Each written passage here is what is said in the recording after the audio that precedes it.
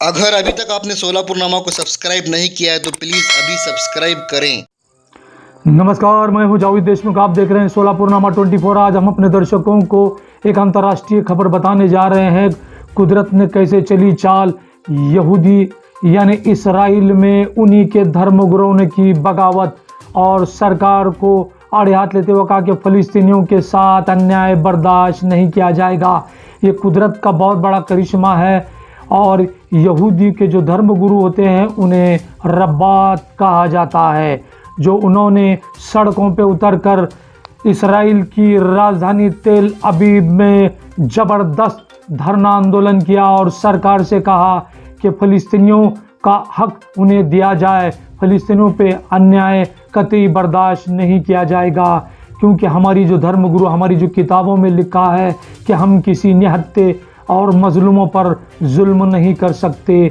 इसराइलियों की धर्मगुरु से बहुत बड़ा उलट फेर इसराइल में देखा गया। इसराइली सरकार सख्ते में आ गई है, क्योंकि इसराइली सरकार धर्मगुरु के दिशा निर्देश पे चलती है।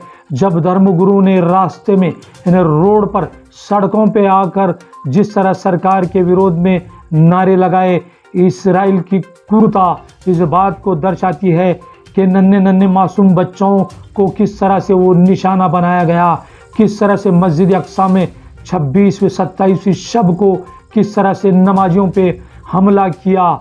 इसलिए कुदरत ने ही अपनी ऐसी चाल चली कि यहूदी के धर्मगुरु ने ही इसराइली सरकार के विरोध में बहुत बड़ा विद्रोह किया। ये कुदरत की तरफ से चलने वाली सबसे बड़ी बेहतरीन चाल है। कुदरत ने कहा है कि तुम जो भी चाल चलोगे, हम सबसे बेहतरीन चाल चलते हैं कि फ़िलिस्तीनियों के मजलूम, गरीब, बेसहारा औरतों, बच्चों, बूढ़े, इन सब पर जिस तरह से मिसालें दागी गई, उसका कुदरत ने एक इम्तिहान लिया और धर्मगुरु को खड़ा किया इसराइल सरकार के खिलाफ। और आज तैयब एर्दोगान, तुर्की के राष्ट्रपति, ने पुतिन को फ़ोन करके कहा कि किसी तरह से फ़िलिस्तीनियों को बचाया जाए। सिर्फ अमेरिका यानी ऑर्गेनाइजेशन इस्लामिक कॉन्फ्रेंस यानी 55 इस्लामिक राष्ट्र ने जिस तरह से संयुक्त राष्ट्र गुहार लगाई है कि तात्काल बैठक बुला दी जाए और फ़िलिस्तीनियों का हल निकाला जाए, लेकिन चाइना की पहल पर अमेरिका ने इस सभा को रद्द किया।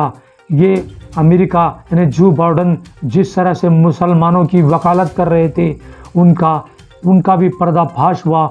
जो बाइडेन ने अमेरिका के प्रेसिडेंट हैं, उन्होंने उस सभा को तहकूब किया यानी रद्द किया। संयुक्त राष्ट्र में भारत ने भी ज़बरदस्त वकालत की फ़िलिस्तीनियों की। उन्होंने कहा कि फ़िलिस्तीनियों के अधिकार और उनके मौलिक अधिकारों का इसराइल हनन कर रहा है। जिस तरह से दुनिया भर में इसराइल के खिलाफ आवाज़ उठ रही है, उसी तर्ज पर कुदरत ने भी अपनी एक चाल चली और इसराइल के धर्मगुरुओं ने क्या कहा, देखिए सोलापुरनामा की एक रिपोर्ट।